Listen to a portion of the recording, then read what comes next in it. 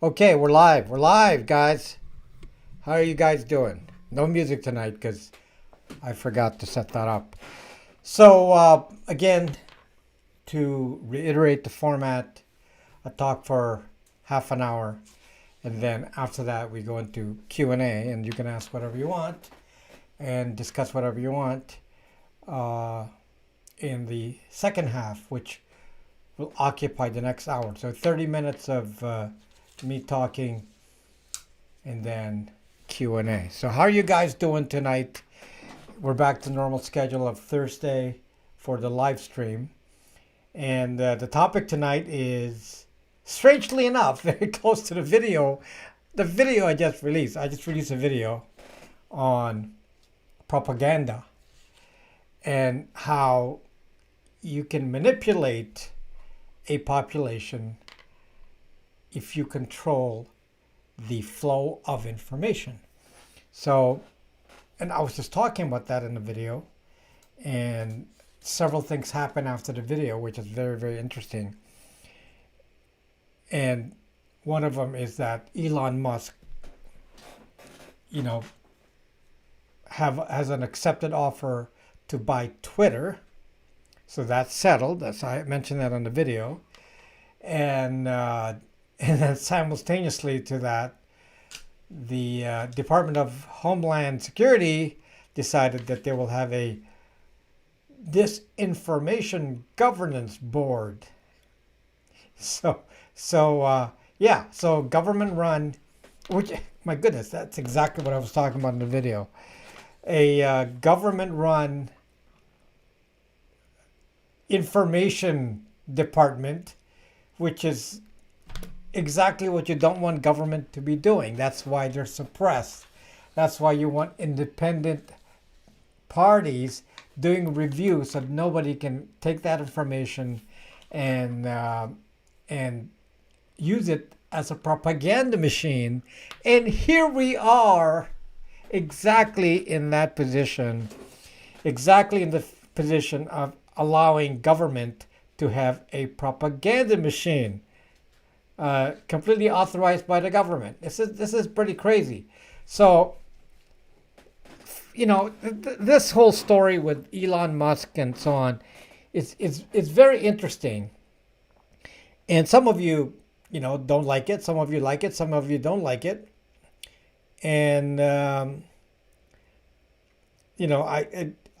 don't actually know what Elon's political views are.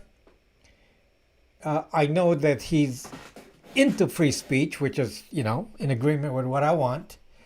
So in that sense, I agree with him. I don't know where he stands. I would assume he's a liberal of some sort. I don't think he's necessarily a conservative, but it's very interesting when you can't take a guy like Elon and put him into a fixed profile. You can't really profile Elon too well because he's for electric cars, which is obviously a kind of, at least in the definition of the U.S., a liberal agenda. Considering that it's a pro-environment approach, and that's what he believes in.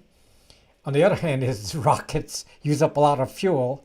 So that's kind of, interesting because obviously rockets use a lot of propellant, which is fossil fuels, a lot of it, a large number of it. I wonder how much that compensates, with electric cars and so on. So I can't actually look at Elon and say this guy is falling into the same categories that we expect with, let's say, Democrats and Republicans, because I don't think that's very clear with him, which is actually right. Because I don't know what it is. Most people don't actually fall into a fixed belief system of whatever the left says is okay and whatever the right says is okay. Most people are issue-based, and yet we follow what the politicians say blindly because someone in your party says X, so therefore you have to do X. This is a really funny observation. For example, it's almost inconsistent that you have the pro-abortion on the left that says, well, it's the woman must control her own body, and at the same token say, well, you don't control your bodies with vaccination. It's inconsistent by party is what I mean. So if you actually think about it, it's like the roles are reversed. And this is true of so many things, and it's very true of censorship. Censorship used to be actually a characteristic of the right. So the idea of censorship is a very right-wing thing back. Looking back, I think even in the 80s, it was very, very attributable to the right wing. In fact, they were like banning books in Texas back in the 80s. The religious right in the South, and that was the right doing that. And then the left was saying, hey, freedom of speech, you can't do that, you can't do that. And then, I don't know what happened. And, roles changed, and which just goes to tell you that it's not really about what people actually believe. They're just, somebody says something, and because that's your leader, then you start supporting that. But if you actually have people think about the issues, they may not necessarily agree. For example, how many Republicans actually support protectionism in trade instead of free trade? In the original version of, being a Republican back in the old days, the Republicans were very much free trade and didn't want any protectionism. Yet Trump introduced protectionism, which is very, very inconsistent, because it goes to show that, the leader can push the propaganda any way they want and make it seem like it's part of a, combined party program that says these are the things we believe in, when in fact the matter is originally those from those parties didn't necessarily believe in that. And that's the same for many, many, many issues. It's not monolithic. I find that over time there's always been a shifting of what side takes what, and it doesn't even relate to the parties anymore. So which is why I'm a big disbeliever in the two parties. To me, it's like to me they're both full of shit. Because ZHIT. Let me just spell that. Shit. Okay, ZHIT. Because I'm seeing that there's an inconsistency in the belief system that is just not the traditional framing of liberal versus Democrat versus Republican back in the old days. So now people are worried that the Department of Health Services, Department of Health Services, Department of Homeland Security set up these Disinformation Governance Board, which is basically the Ministry of Truth, as somebody said, is exactly my thumbnail for the last video. And so the Ministry of Truth in modern time, and the in this case, this is something that Biden pushed likely, right? Unless the Department of Homeland Security did it for themselves. But let's just assume that the administration, at least somebody running the administration, the department, decided to do this. And it's funny that there's obviously they're going to say, oh, we need this.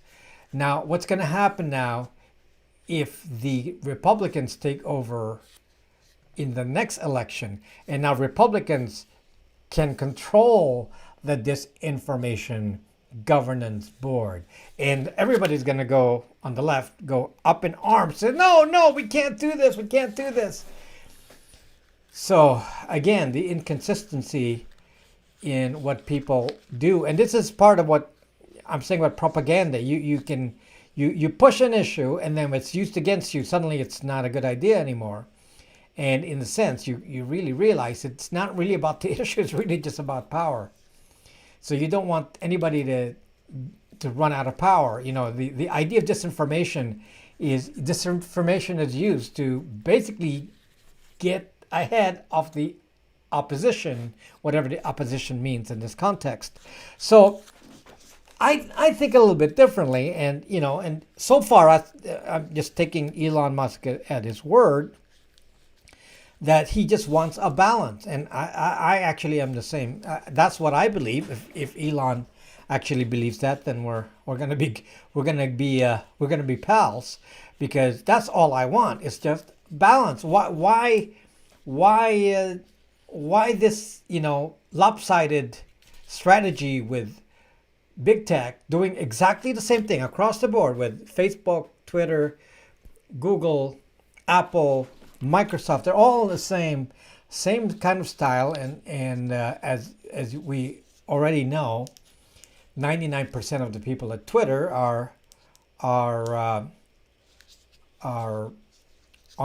the liberal side, and that is apparently true of all the big tech companies that are in Silicon Valley. So that's very interesting right there, because how did that happen? How is it that those companies all have kind of a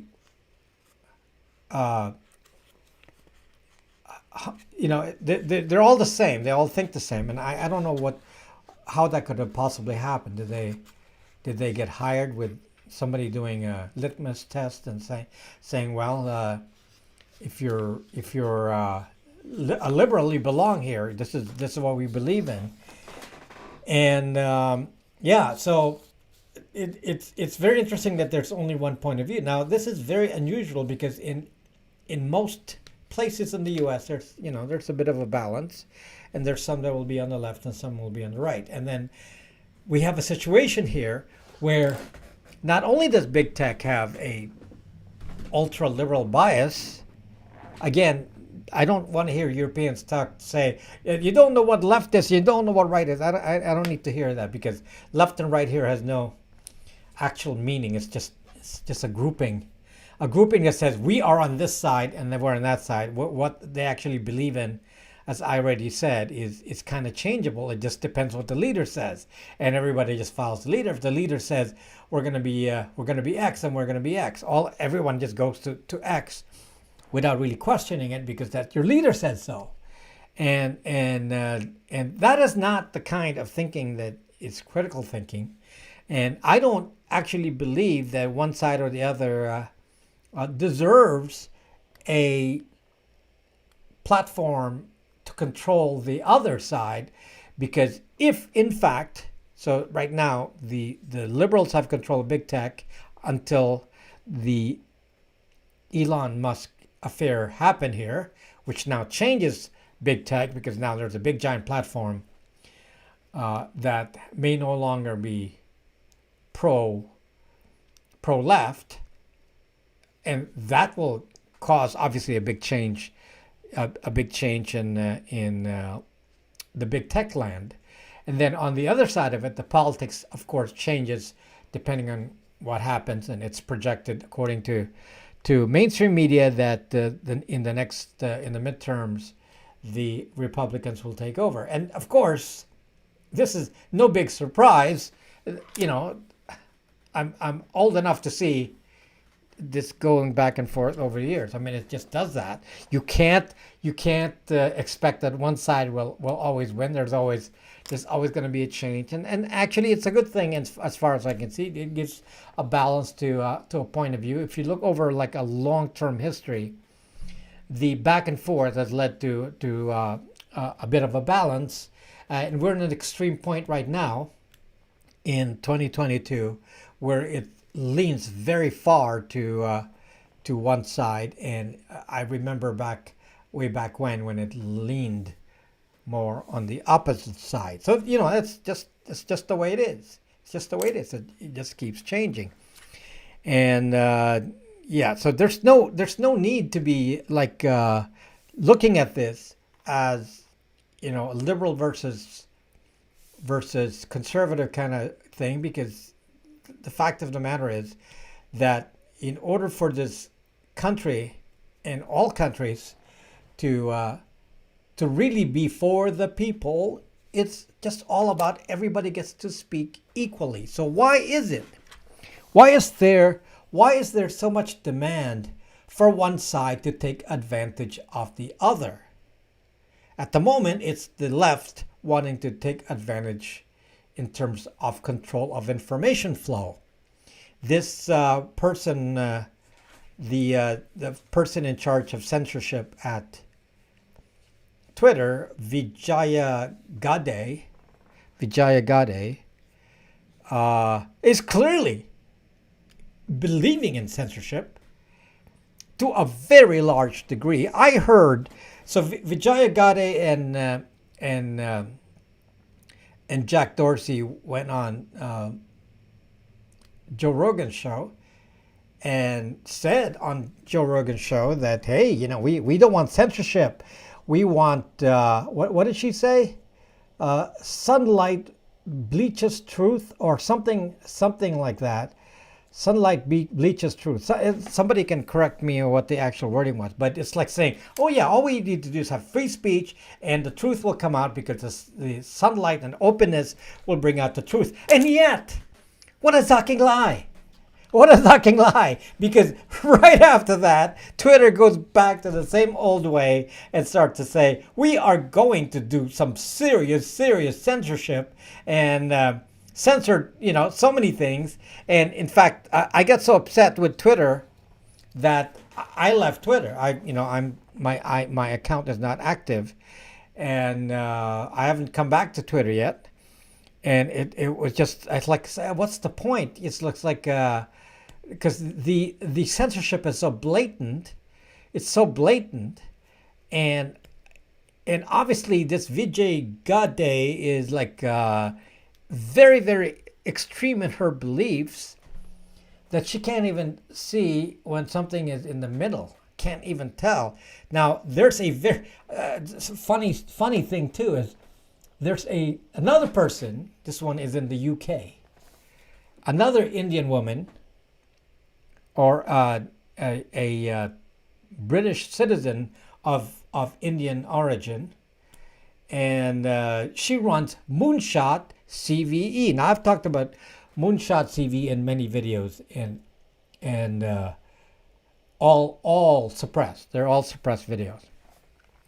So Moonshot CVE, again, the same kind of thing. This Indian woman, or ethnically Indian woman, is in charge of Moonshot CVE, which is a Google partner, and they decided to profile Google users. And they actually profile based on certain categories, white supremacists, anti-feminists. There were so many groupings of that nature. Trying to remember all. Obviously, anti-vax, anti-Hillary. There was actually, many specific groupings like that.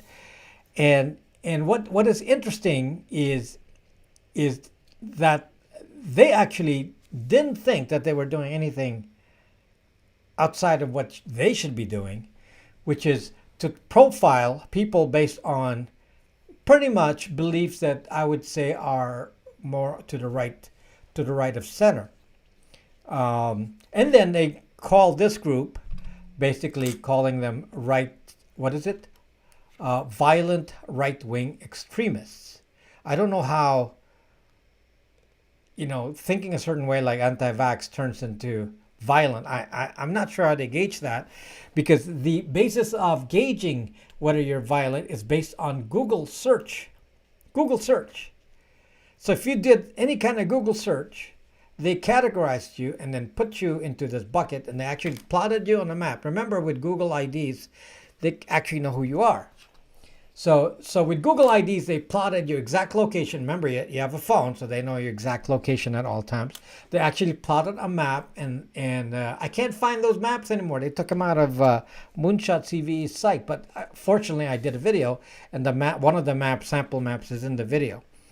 And they actually, show, and I picked a place, which was some area in Texas, and they actually, plotted people who were anti-vax. Specifically plotted on a map, which are actual identities here, because they are based on Google ID. So if you don't pay attention to me, you think you're in free land. Someone actually knows what you think. And now the three-letter agencies have categorized those people, the same categories that were used by Moonshot CVE, a Google partner, Jigsaw partner, and categorize these people as violent right-wing extremists. And then the FBI, I believe, categorized this group as domestic terrorists. Again, this, it's pretty amazing how you're being classified just based on Google search. I mean, this is not based on any action.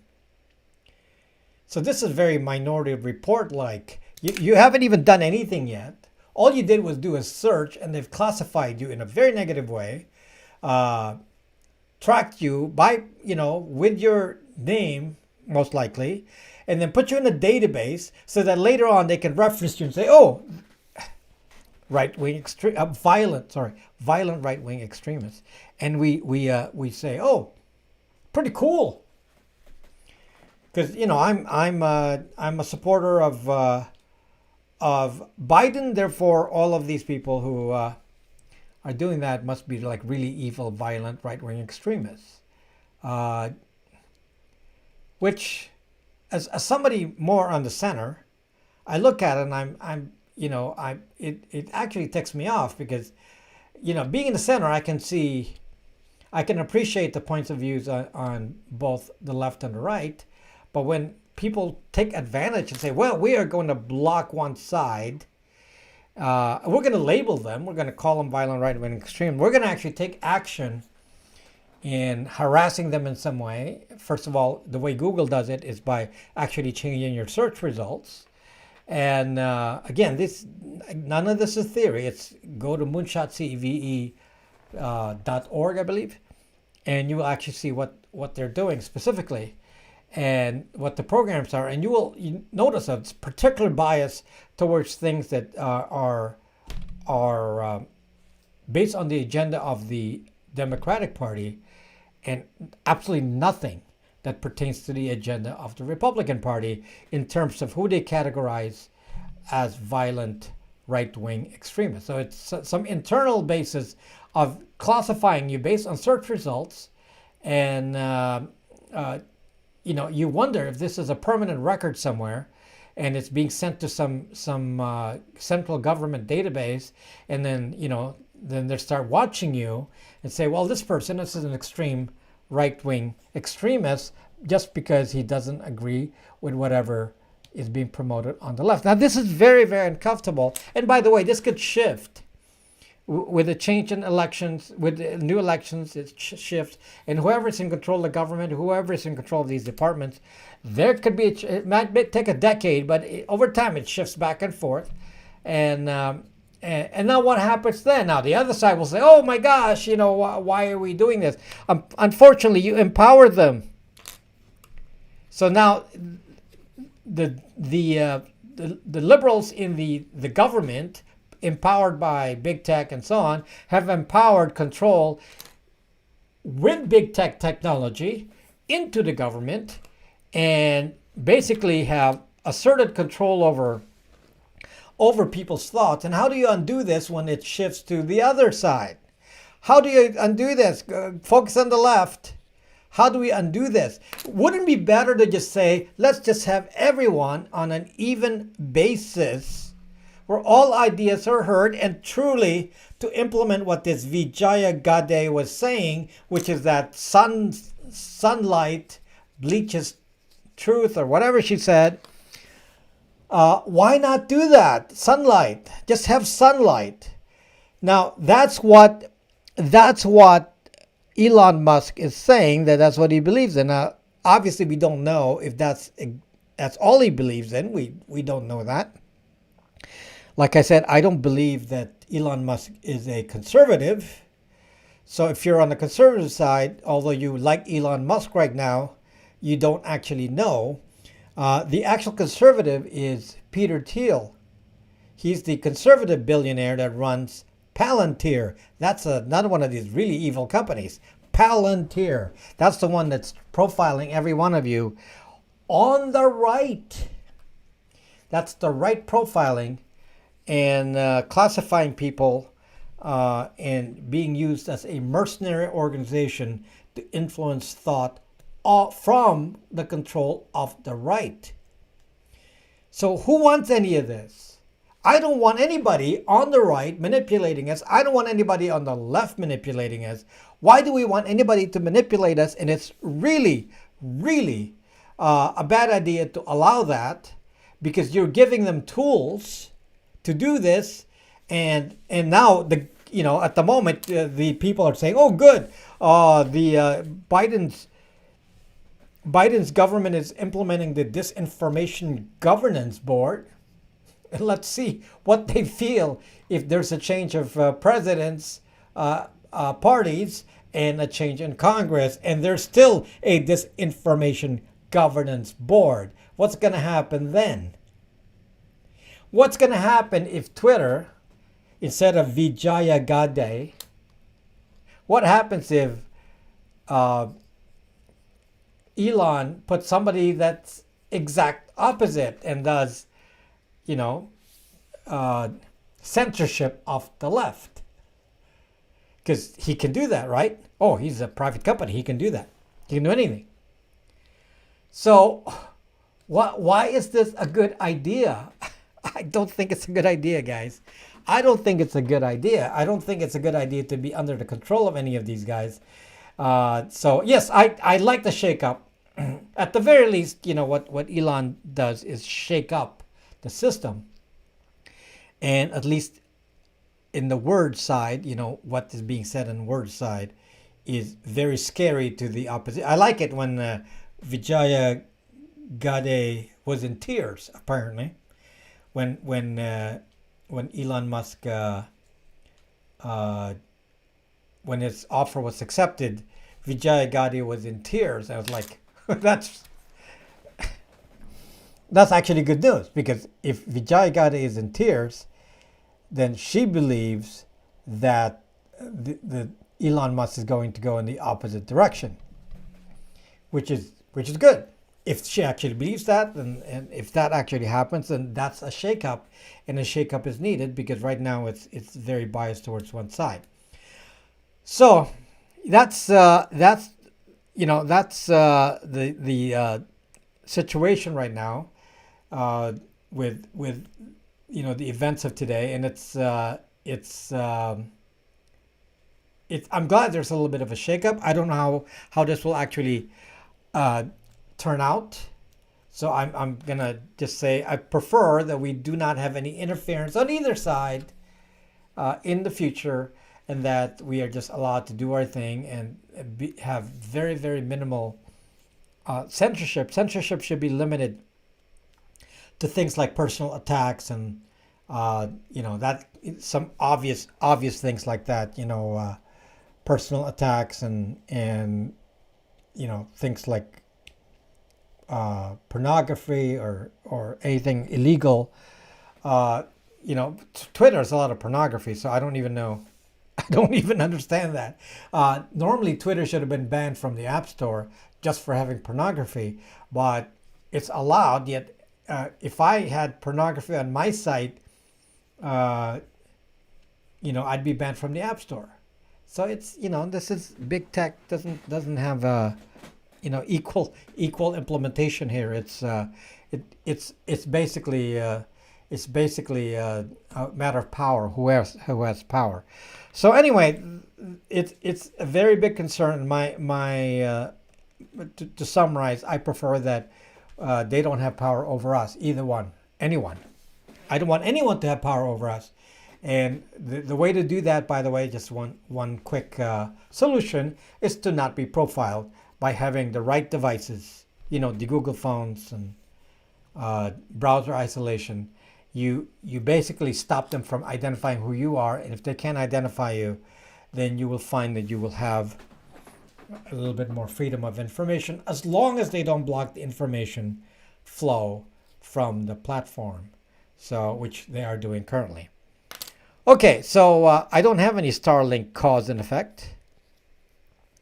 I'd like to try it, but I don't have one. So, okay. Will you join Starlink? Jay says. I don't have Starlink. Would I join Starlink? If it's available, I would, because it's something I need to test anyway. Okay. Now, let me just take a pause here, and then we'll go into the Q&A section. And the pause is, of course, as Great Gold already said, the sponsor. Our sponsor is Linode. So if you are interested in setting up your own server on the cloud, you have many, many choices. You can go to AWS, you can go to GoDaddy, you can go to many, many big companies and small companies, AWS being the biggest one. And you will find when you actually compare that Linode is the cheapest platform for setting up your server, and with no hidden fees.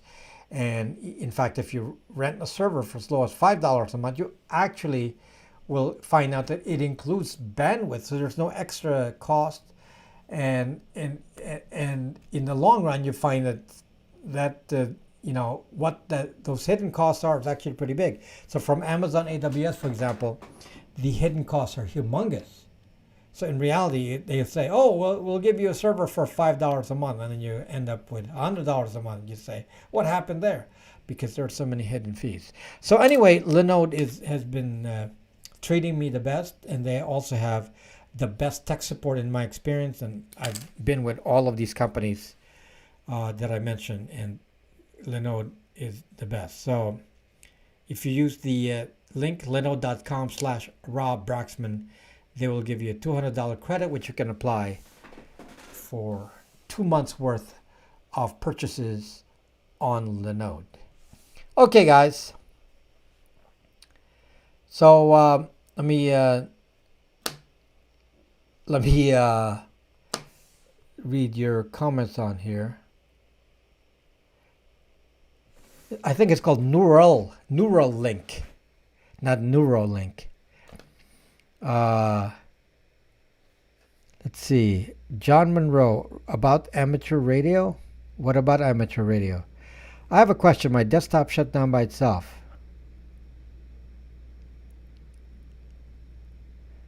Dell says we're fixing the problem. That's pretty weird. Are you sure you haven't been hacked? I would probably do a reset on that computer. I don't trust that message. That's not... I have Dells here. Never seen such a thing. I'd say I'd do a complete reset. Start from factory reset. So let's see. Can you look into Mobile X? I don't know what Mobile X is. I'm gonna do a couple of weeks from now. I'm gonna do a video on SIM cards, and then I'll get into some of that. Javon Sims about SIM cards, and because there's a little bit of confusion, and it's SIM cards is a very specific thing, including choosing what to do. And this is something that I've already mentioned and maybe need to explain a little bit more.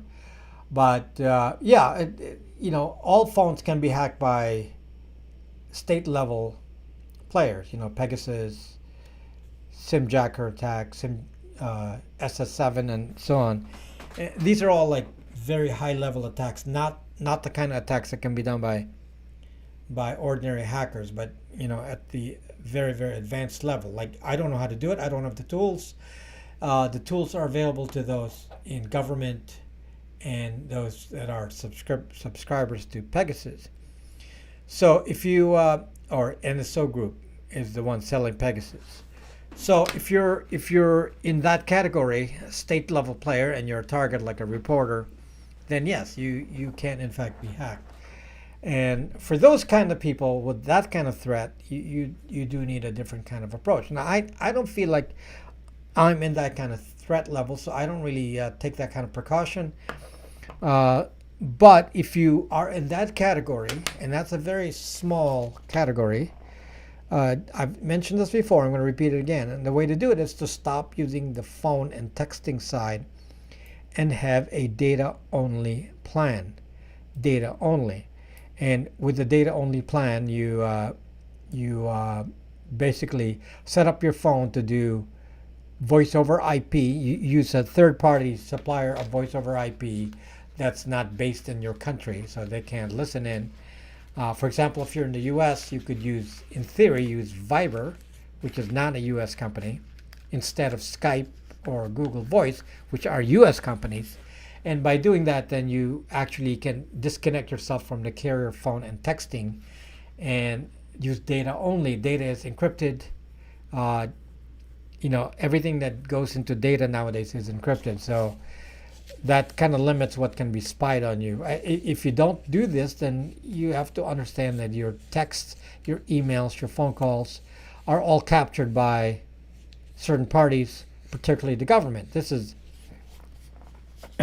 not only does the government know that you're a violent right-wing extremist from what Google says about you, they also know from your texting, your emails, and your phone calls. So if you want to say, well, I just want to disappear, then you use texting and phone calls less. Now, I use voice very little, like most people. Voice is no longer a big deal now, but I also don't do texting much. So I have very limited texting. Even with my family, we all use Signal. So I don't even, do much texting with people generally. And I don't, I'm not on social media like a lot of you. And because my profile on, in the trackable area is very small anyway. But if I really wanted to go extreme, yeah, I'd go data only, use voice over IP. And you can even do that with a roaming plan. And I might offer that service, actually. Might offer that service where you can, I'm talking to a party that can supply SIM cards that can offer that service. And anyway, that's something that can come in the future here. So just so you know, can this be any phone or only the Google phones?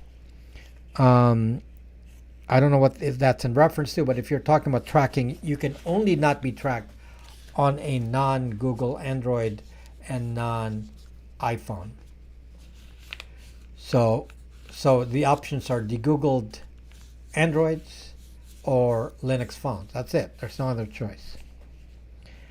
For video, I use Jitsi. I like Jitsi. Jitsi is so easy to use.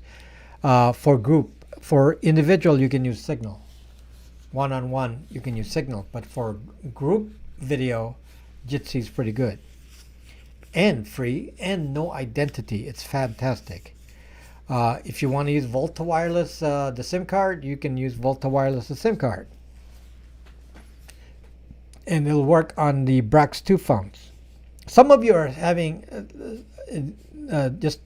as a percentage here, 95% of you with Brax 2 phones, and I've sold a lot of Brax 2 phones, and I've sold a lot of them. So I'm trying to, I don't want to say actual numbers here, but I've sold a lot of Brax 2 phones. And and you don't hear a peep from anyone, regarding the Brax 2 phones for that 95%. And 5% have a problem with some SIM card issue in their locality. And if you have some issue, you can actually consider using Volta Wireless. Volta Wireless offers a SIM card. So you can use the same phone. And Volta Wireless offers a SIM card. And if it's not cheap. It's not cheap. But if you use the SIM card, then it does roaming. So it will use whatever the strongest signal is in your area of whatever carrier. And so it should work everywhere, in theory, because it will accept all of the carriers. So it's something to consider if you're having problems. You know, the 5% that have problems with Brax 2 phones in whatever areas that you have. It's not cheap, but it's just something to consider as an option, because because the Volta Wireless is I think it's not sure the source of the SIM card. I think it's a Euro SIM, EU SIM. Therefore, you don't actually sign up in the US. So it gives you a little bit of extra privacy. I'm not sure how important that is. But it's just important to know that there's a roaming option for those having a problem. That's fine. You can try that. Volta sells the same phone, so the phone they sell is the same as the Brax 2 phone. So yeah. So yes, Cosmic Rose just remind me. So thank you for telling me that. The Brax 2 phone was shipped to Amazon. It should have arrived at Amazon already. Amazon is giving me a bit of a problem here with, classifying the phone. And if that gets squared away, then the phone may be available in a few days on Amazon. So if you want to buy from Amazon, you can do so. If you want to buy from me, you can do so. And then the current batch is called Batch 5. I'm expecting that Batch 5 will be completely shipped next week, in which case we will have no longer any backlog, and then I have more phones arriving, plus what's on Amazon. So there should be some quantity of phones available for a while, not too long. I will run out, but I will have Brax 2 phones. People are very happy with the Brax 2 phone, apparently. So that's, again, 95% have had no problem. Even those that had problems don't really want to return the phone. They want to make sure they can make it work because they like the phone. And I like the phone. I mean, it's really, it's actually very, very, a very nice phone. And if you can't deal with a Brax OS phone, then we have Pixels of various sizes, from Pixel 3As. I don't have Pixel 3s anymore. They're kind of hard to find now. So I have Pixel 3As and above, all the way to Pixel 5 that we can offer. And so you have a lot of option. Do you have an Amazon affiliate link? Yes, you can. If you are an Amazon affiliate, you will get commissions over recommending the Brax 2 phone. So if you're in social media and you refer, if you're an Amazon affiliate, I'm an Amazon affiliate, but it's my product. So if you are an Amazon affiliate and you refer the Brax 2 phone, you will get referral fees from Amazon. So they budgeted quite a big chunk I have to pay for in referral commission. So it's a big chunk. It's I think like 10%. So it's a pretty big commission. So yeah. Brax 2 is not going to have a dedicated hard case, but some people have found that you can take a Samsung, what is the models, A21 or something, and you can take some Samsung models that are about the same size, and then you can use a X-Acto knife and cut out the holes, and many have found that to work. So you can do that. There's no need to go panic about it if you want a hard case. So that can be done. What about phone identification changes like IMEI changer? No, IMEI changing is not legal to do in the United States. That's what Kevin Mitnick went to jail for. So no, we're not going to allow you to change an IMEI. So I don't know how to change an IMEI, but I'm sure the manufacturer of the phone does. and the IMEI is fixed when it's sent to you.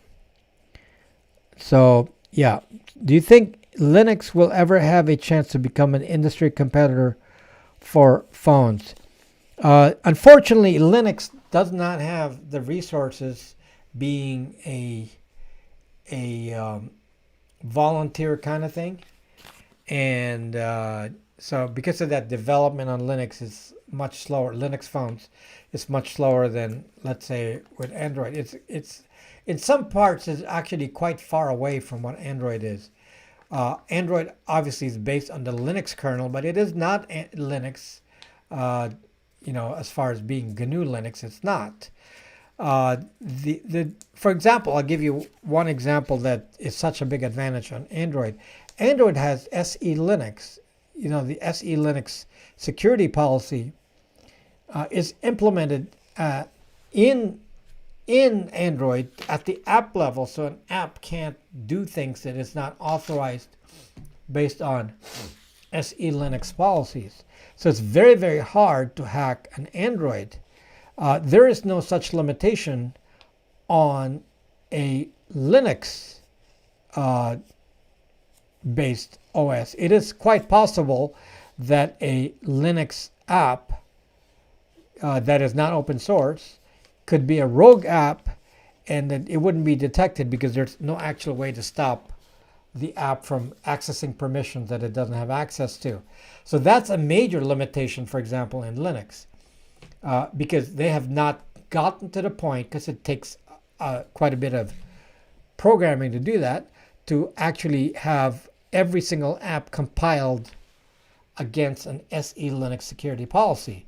So SE Linux is an example of one of the big advantages of Android. And although SE Linux can be put on Linux as a security policy, it's not fine-tuned to the app level with permissions like they do on Android. So in Android, the permissions are tied to the app, so you can't do something that you did not ask permission for, which you can on Linux. So because of that, Linux as a phone is very far away from the kind of level that Android is. The only main advantage of Linux is that most of the programs are open source. So because of that, they tend to be safe. But if you download a rogue app because you're not thinking, or somebody takes your phone and inserts a SD card in there, obviously they can hack your phone quite easily. If it's Linux, they can just take the the SD card, put some malware in there and put it back. So yeah, so that would be easy to do. So yeah, so whereas it's much harder to do on a Android. For example, on Android, the encryption is built in. So if somebody steals your phone, as long as you have a passcode, the content is encrypted. So you don't have to worry about encrypting your content. On Linux, the content is not encrypted unless you specifically ask it to be encrypted. So, it's not yet built into the user interface at the where you can actually stop somebody from attacking the device if they have physical access. So at the moment, a Linux device can be hacked if somebody has physical access.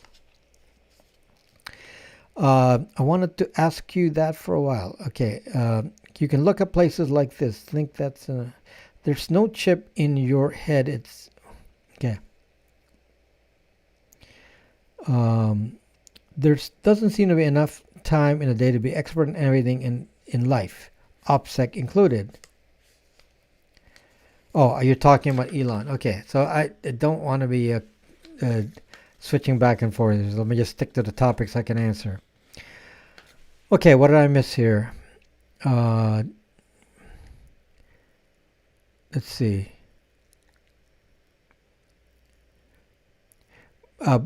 Bytes VPN, which is the Brax VPN, is $89. Now, the Bytes VPN is not the cheapest VPN. If you want cheaper, you go someplace else. But what is different is that the population of Brax.me or Bytes VPN is a very docile group. We're not going to be likely to be targeted. We're not going to be blacklisted because there's actually, so many servers per user. I have a lot of servers for so few users. I'm not like NordVPN where they can put 10,000 people on one server. I have very few per server, and so that improves the quality. We don't show up in the big list on big tech be identified as a VPN. That's why I don't usually have a problem running Netflix on a VPN, and I don't usually have a lot of issues with blocking because often the VPN is not detected, and the reason is because of what we do: have more servers, and so that there's less customers per server. The end result is basically a cleaner, less targeted experience, and because of the more server side, then obviously it costs us more. So it's very easy to lower price. I just dump ton of you in one server and lower the cost, and then I can say, okay, I'll charge you less. But I'm trying to do more of a quality approach. One of the other services that we offer, for example, is the Brax Mail. And I haven't talked about Brax Mail in a long time, but something you really need to think about. One of the ways you're tracked on the internet is your email header. So your IP address is on there, sometimes your machine name, they identify your specific computer, and all that is very visible in the header of every email you send. So if I wanted to attack you, it's very simple. I find out your email, I send what is called a beacon attack, then I get your IP address and extract various kinds of information from your device. And I can even do it without you even clicking. It could be a no-click event. This is excellent for doxing. So if somebody wanted to dox you, all they have to do is send, they know your email, and it's very easy to find your email on Facebook and find your email and then dox you, and then you can get their exact location if you know the IP address and using a reverse lookup database. So this is stuff that I know the techniques for. And if you have Brax Mail, there is no header. The header stripped out. So the header doesn't say anything. It doesn't identify you. So is email safe? No. Generally, email's not safe. Don't expect that you're going to have encrypted email and all this, which is really a bunch of BS. Since 99% of your email will never be encrypted, so whoever you're using as your email supplier is seeing everything anyway. So, and your emails are being read by governments and whatever on the unencrypted side, so it doesn't help you, and all the metadata is shown in the header. So the easy solution is let's just block the header. Keep it simple. Use email less, block the header. That's what my email service offers. We offer that for $50 a year. It's not much. And you can use any client, and you will never have to worry about your IP address on the email because there is no IP address. So that's a very, very important point. So that's just one of the other products we have. So people are thinking of me and saying, well, this guy's always like selling his stuff. The point is I do these because there's a problem to be solved. And, so I decided to come up with solutions. And because I have many solutions, I have to hire staff and just form a company that does all this. So I have, staff that handles VPN. I have staff that handles flashing phones with, custom OS. I sell Brax 2 phones. I sell Brax routers and email service and all that we have to do here. So we have a little company. So we have a little tech company that handles all that. So yeah, it does support the channel, and the channel is not making money from YouTube views and ads. I mean, Not sure how much. I can't even pay for one person's salary what YouTube pays me. So there's not enough to go around just from the YouTube uh, receipts. So because of that, I'm thankful that there's other support in form of product sales and Patreon and so on. So appreciate that. Thank you for supporting, and we're trying to do our best with some of this. Now, some of you, there's a small minority that maybe are not techie and are not comfortable with devices, and they leave negative YouTube comments saying we don't support our products and all that. And it's like, I mean, that's utter nonsense. We support all of our products, and we have if you talk to us, we have very few unhappy customers if you talk to us. Now, if you don't talk to us, I'm darned if I'm going to know. Somebody leaves a comment and say, well, your product is awful. You don't offer any support. Well, I don't think so. I mean, we offer support to those who ask for support. I think it's just that people are not understanding that we do not do support by phone call. We do support on Brax.me, and that's how we have to keep the cost down. So we do all of our support is done on Brax.me because all the products are linked to Brax.me. Your email, your VPN, everything is attached to a Brax.me account. So therefore, the support comes from there, not from email, but from a Brax.me chat with tech support or me or whatever. So anyway, that's just if you're unhappy, then why are you not talking to us on Brax.me? So yeah, I don't get that, since it's not exactly like we're trying to hide doing tech support for you. Many times we don't even sleep. We respond. Sometimes I'll respond to tech support at 3 a.m. Why I do that, I don't know. But I just want to make sure everybody's happy, and I try, and it's and people are like saying, well, I contacted you at 6 a.m. I mean at 9 a.m. and I didn't get a response. And they're so mad, and by 10 a.m. I'm still asking for help, and you guys didn't respond. So you crappy company. And it's like, yeah, Easter time. 6. So he, talking to us at 8 a.m. Eastern time. That's zucking 5 a.m. Okay, 5 a.m. So yes, because we're in the West Coast, we tend to start a little later. So typically you don't expect, and we have to go through the queue, and the queue, we probably start looking at the queue at 9 a.m. and often we don't stop till midnight. And people are saying, you guys, you're like single person operation here. It's like, okay, you got to be reasonable. We can't make everyone happy with time, because we don't have 24/7. We're all based in California. All of my staff is in California. Unless you want me to hire like offshore workers, which I don't tend to want to do, because I want to support American business. So I don't want to hire tech support from other countries. I want to hire people from here to do tech support from here, which is what we do. But we have to sleep sometimes. So just be patient. It's for $50 purchase, you don't need to go crazy. And don't worry, if you're not happy, I refund you. Okay? I refund you. My best friend is Chinese. Well, how does that apply to our conversation? I am not Chinese, Rex. So, do you have a tee saying "Don't get zucked" for sale? Okay, let me.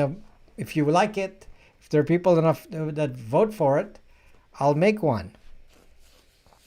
The only one I have that says de-googled. All of my merch says de-googled. And I really appreciate, guys. Thank you, question mark. How do you know you don't sell honeypots for 5 eyes? Well, if I'm doing honeypot for 5 eyes, I'm really ruining their reputation.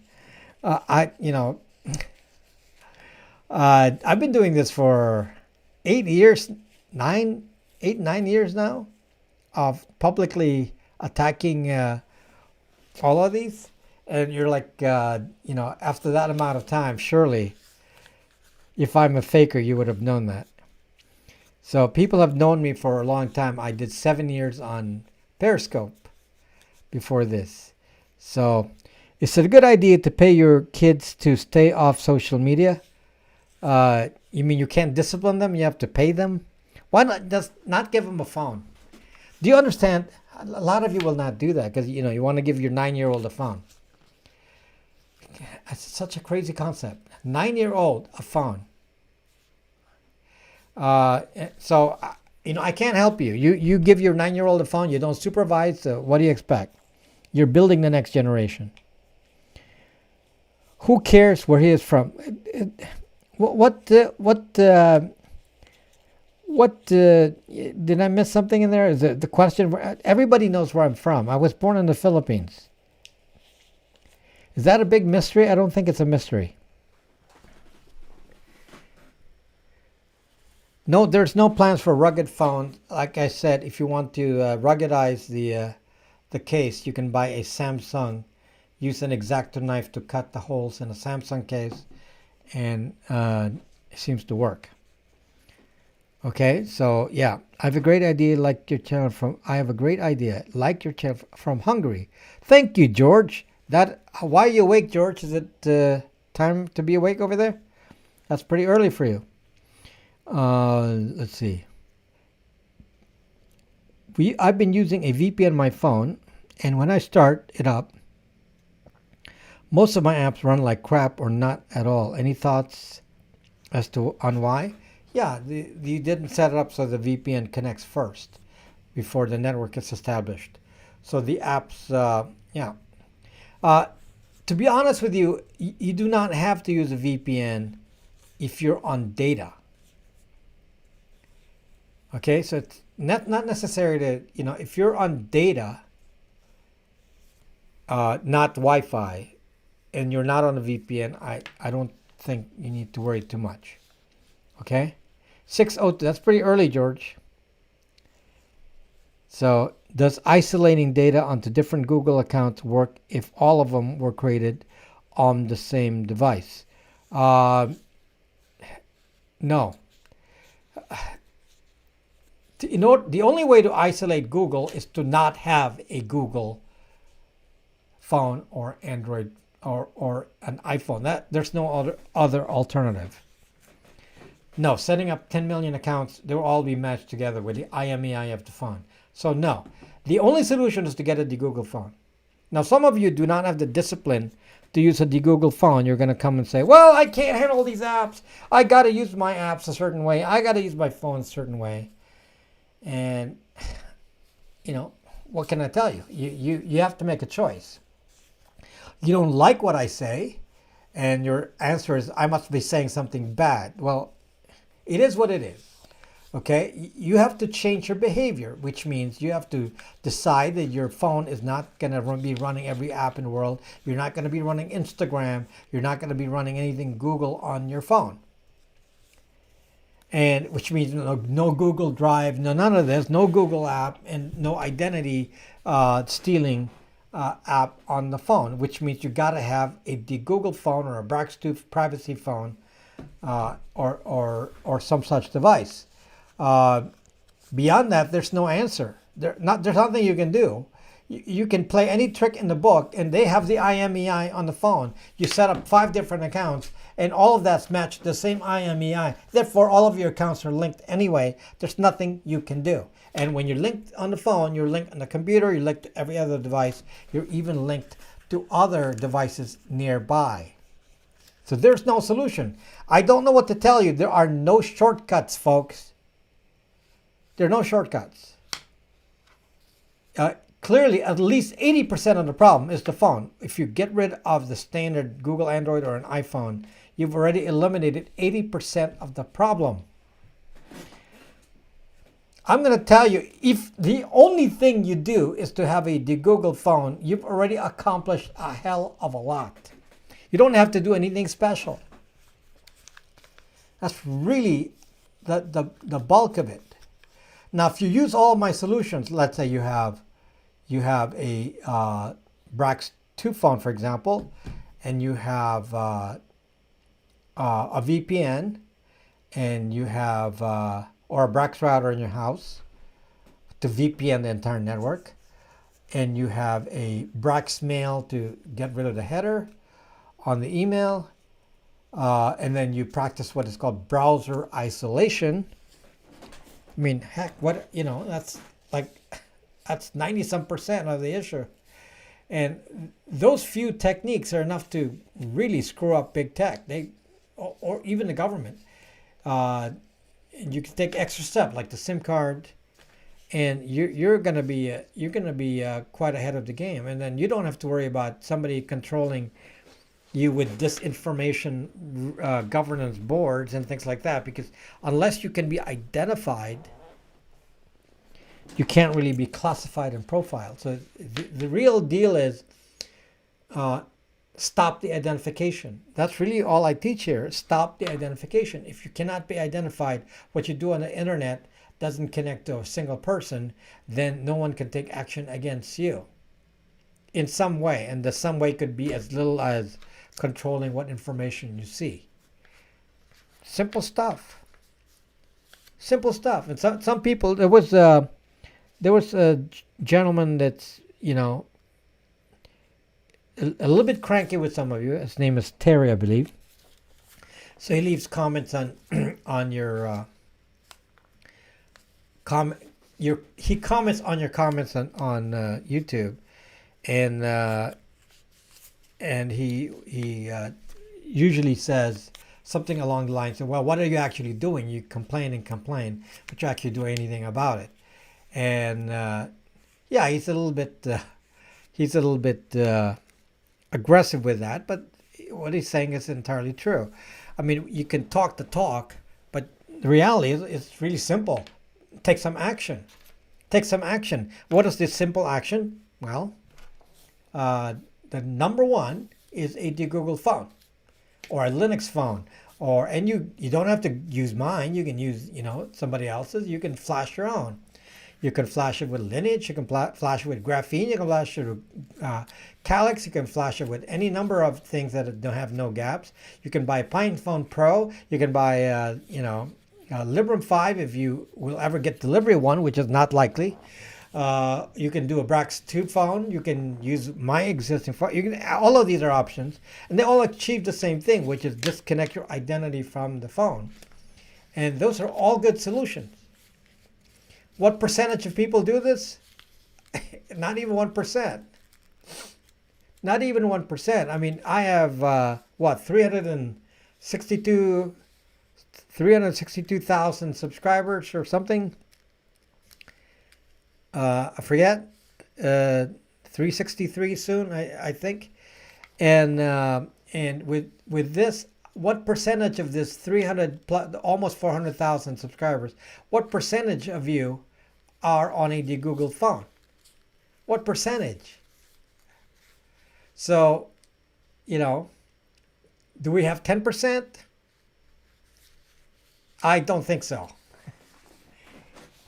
So you all subscribe to me. I say the same thing over and over, and yet you say, well, you're not coming up with solutions. Well, you're not going to implement the first thing.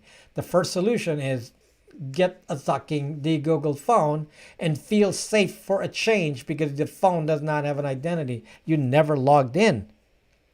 And that's a very easy concept to understand. You never logged in. I don't log into the Google phone. Okay? Yeah, so it's less than 10%. 10% of you have the Google phones. What's the actual number? I don't know. 3%? Maybe 2%. It's not 10%. And you're already subscribers of mine. Okay? So if you're a subscriber and you're not even considering getting into Google phone, that is worrisome, because, meaning you're listening to me, but you're not really listening to me. So yeah, it's just take a plunge. Some of you, by the way, there's a gentleman that really got on my nerves, and he had some concerns, and I want to be frank with you and tell you what his concerns were, and this kind of person will be he'll be frozen in time, not being able to make a decision because he's caught up with the wrong problem. And basically what this guy is harassing me about is saying, well, you're selling used phones and therefore the security updates have a end of life. And he's saying, well, you're selling Pixel 3s and it's already end of life for Pixel 3s. And therefore, why should anybody use your phones? If you have this kind of philosophy, then let me progress to what he said. So he said, well, you can get a newer phone. For example, I have a Pixel 4a from last year. Pixel 4a from last year. Well, Google says that a Pixel 4a only has 2 years more of 2 years left of, before end of life. And a Pixel 6 is 5 years of end of life, which is completely nonsense because a Pixel 6 is this year's model. A Pixel 4a, Pixel 5, Pixel 4a 5G are last year's model. The prior model is Pixel 4, and then Pixel 3a, and then before that was Pixel 3.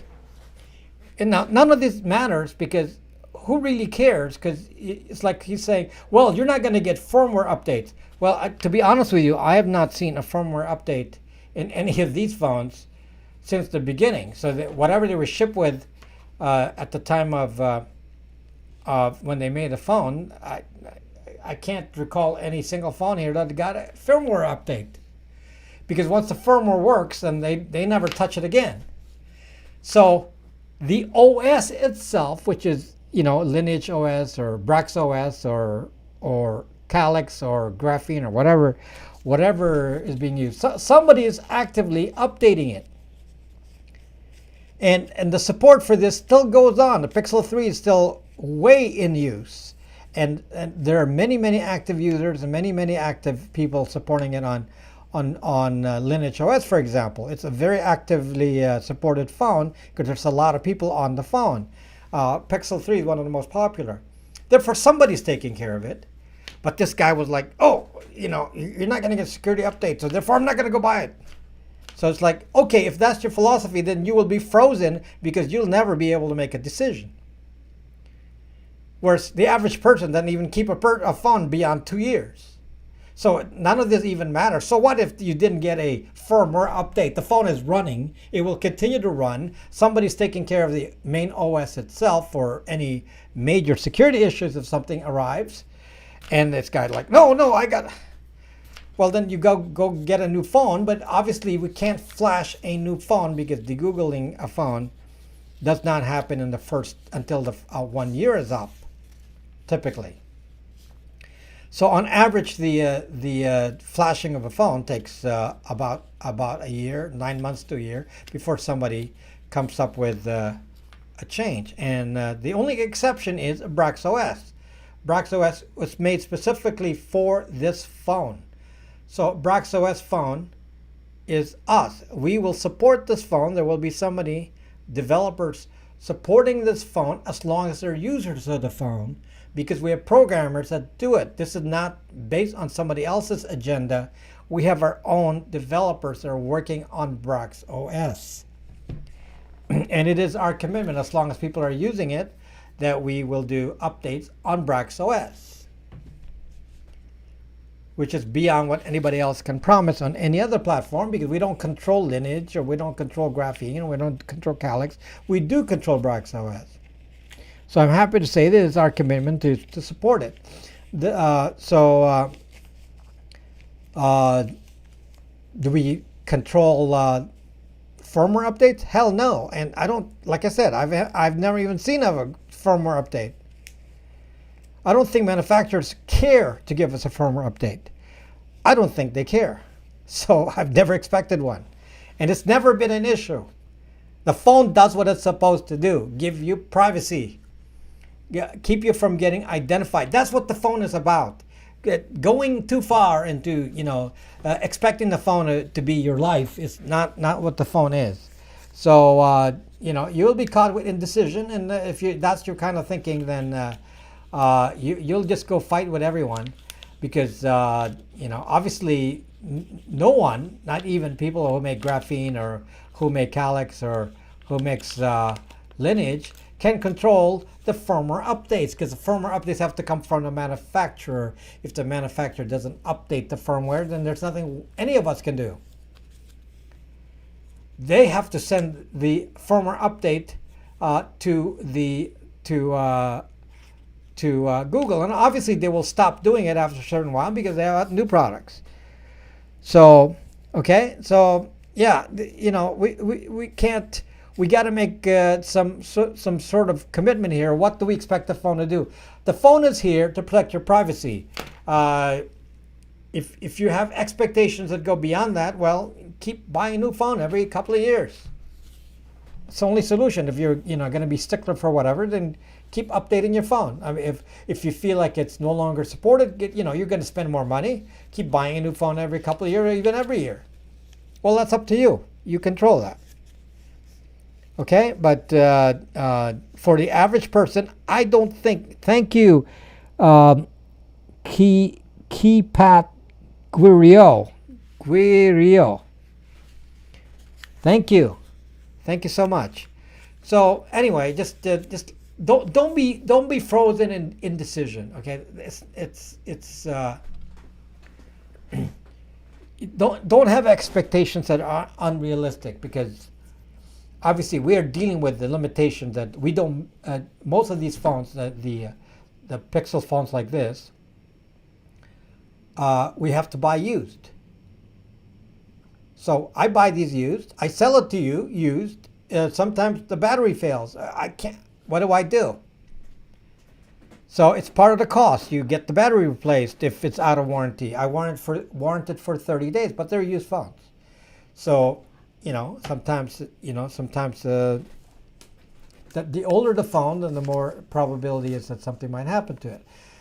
So it's just part of the cost. It's still cheaper than buying a $1,000 phone from Apple. So, yeah, I mean, we can't win with everything here. So I do wish Rin was possible. Is it what a do wish rent a phone? Rent the phone. Your phone doesn't have a removable battery. Yes. To put a removable battery on, you need to make a custom phone that's not a standard motherboard, and which obviously means high expense, custom motherboard. And yeah, in order to do that, we'd have to really like jack up the price. Like a Librem 5, they charge what, $1,000? Do you really want that? Sell you a $1,000 phone? You don't really need to worry about the battery not being removable on this, because it doesn't have any of the things that you're afraid of with a battery, like an iPhone tracks you with the battery off.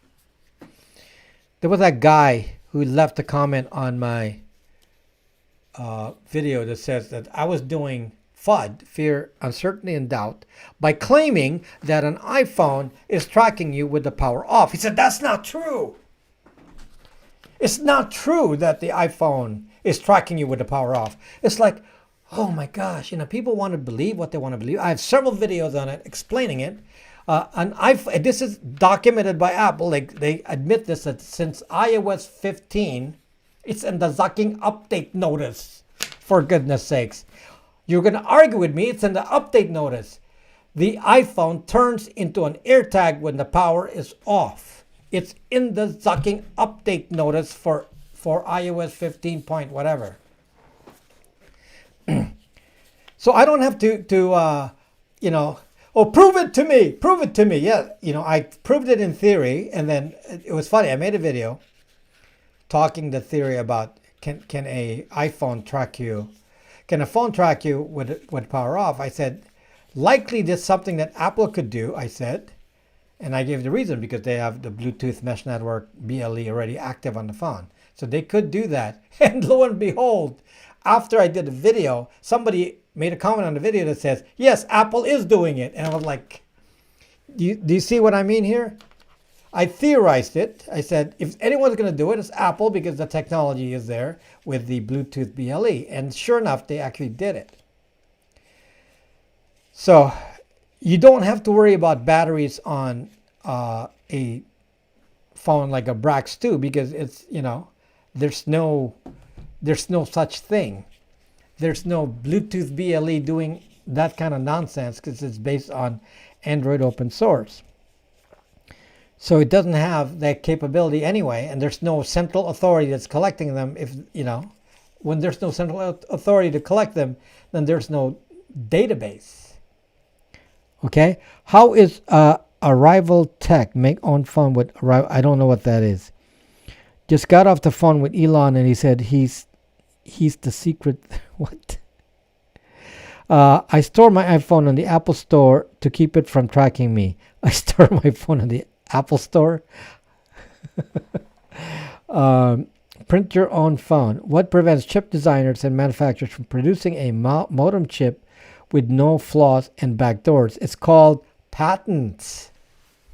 So as you know, the cell equipment is related to the radios of the cell towers. So it's not just the phone, it's the cell towers, the technology in the phone. And those are patents, and they're held by Broadcom. Mostly Qualcomm and MediaTek owns most of the patents, and then some are owned by Broadcom, and then some pieces of it are owned by Google, Apple, and so on. So the bulk of the technology for the cell towers and the baseband modem is with Qualcomm and MediaTek, and this is why we can't do anything because of patents. Because you can't make a phone that's not compatible with their network because they designed the network for the towers. In other words, you can't just, you know, you can't just make a phone. You got to make it compatible with the tower. And how do you make it compatible without breaking the patent? Okay.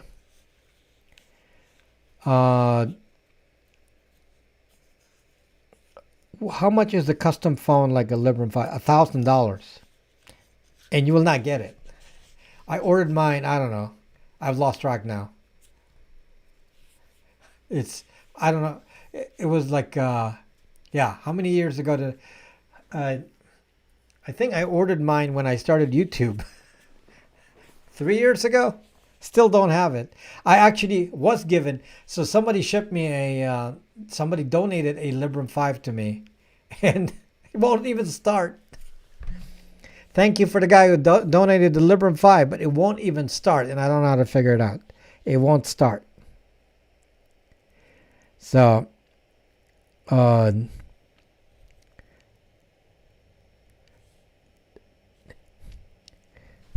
well, you know, saying that you should shorten the patent protection, yeah, that has a lot of impact on technology. In fact, if a U.S. company builds something and you say shorten the patent, then a non-U.S. company can steal the technology in a very short amount of time.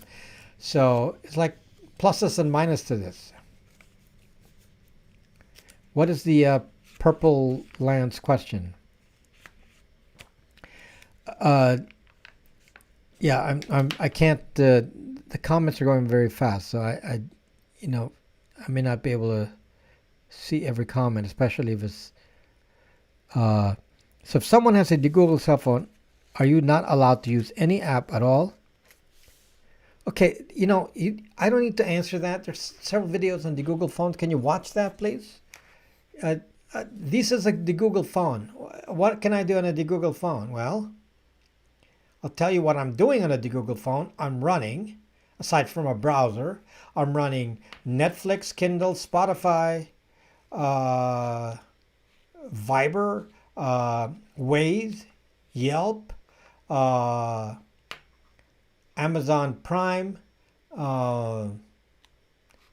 you know, Twitter. You can run Twitter. You can even run Instagram, though I don't recommend it. So yeah, 90% of the apps will run. Not everything. 90% will run. So if you can't sacrifice and say, well, I guess I can accept 90% of the apps because the rest that don't run, you use a zucking browser. It's not like there's no solution. Oh, Uber doesn't work on it. That's correct. Uber does not work on it because it accepts payments. Anything that accepts payment does not work. So what is the answer? Use the zucking browser. It does work. You can use the browser. I want a custom Brax phone. Can someone contact me? No one's going to contact you. We don't have that kind of... No one's going to call you. What you do is you go to Brax Me. So, what is the difference between Brax OS? Brax OS is we have devs for Brax OS, which means we're able to do custom things that other OSs cannot do that's specific to the phone. So Lineage OS is pretty generic. It's the same for all Lineage OS regardless of the phone models. So because ours is specific to this phone model, there's a lot more control things you can do in settings. There's just a lot more customizing, and we're able to update it as long as we want, whenever we want. We are not dependent on some third party to do it for us. And so if there's bugs, we can fix the bugs right here and do an OTA update. So that's one of the major advantages to having a Brax OS. The bootloader is also locked. So it's a more secure phone in that sense, if that's a concern for you. It's not a major concern, but it's it's a justification for some people say. So that's one of the advantages of Brax OS. Now Lineage OS is fine too. So Andy Groomer, I can't accept that. Was that in relation to somebody contacting you? Oh no, I'm not sure what that comment is connected to. Okay. I got 3 minutes left here. Can I set up a VPN? Yes. I don't know if you can VPN the hotspot. I use my phone as a hotspot all the time. I don't know if you can VPN the hotspot. So typically I put the VPN on each end device. So yeah, I don't think it VPNs the hotspot. All you need Google Play to install APK. Google Play is convenience though. Oh, yeah. Securing bootloader is an important feature. Securing bootloader is not truly that big of a threat as you will find, because if somebody replaces the OS, the data is erased. So yeah, they can steal the phone, but they can't take your data. So the only advantage of not locking the bootloader is they can't steal the phone. Otherwise, you're not going to lose your data. So, which is the whole point, not to lose your data. Okay? I don't have any opinion on any other browser, but you can use any browser you want other than Opera. Don't use Opera. That's, China. So VPN on my iPad, not the phone. Yeah, you can do that. Yeah. What about transfer from Apple phones? You can transfer contacts using a VCF file. You export contacts as a VCF file and you can import it to an Android. Opera, not Oprah. Thank you, Cherry Lane. Okay. Yeah, JATX, you can talk to tech support. I don't really have time anymore for consults. My time is very limited. Some of you get upset that I don't have time, but I'm sorry, but sometimes we have to sleep. So I'm limited by the need to sleep. Like somebody wanted to interview me at 3 a.m. because it was a 6 a.m. broadcast in the East Coast. It's like, suck, 3 a.m. Do I really want to feel like doing an interview at 3 a.m.? I don't know. I'm still thinking about it. They want to interview me next week. 3 a.m. Yeah, I'd love to do it, but my goodness, that's kind of tough. Yeah, so okay, so I guess I am out of time. They let you sleep? No, they don't. Okay, so I am out of time, but thank you guys for coming over and watching, and appreciating the support that you guys offer me, and come back next time. So my video for next week is already done. I think it should be fun. So my next video is already ready, and it's should be fun. It's not. It's a little lighter. I'll give you a hint. It's a game. Okay, so next video is a game. So thank you for coming, guys, and see you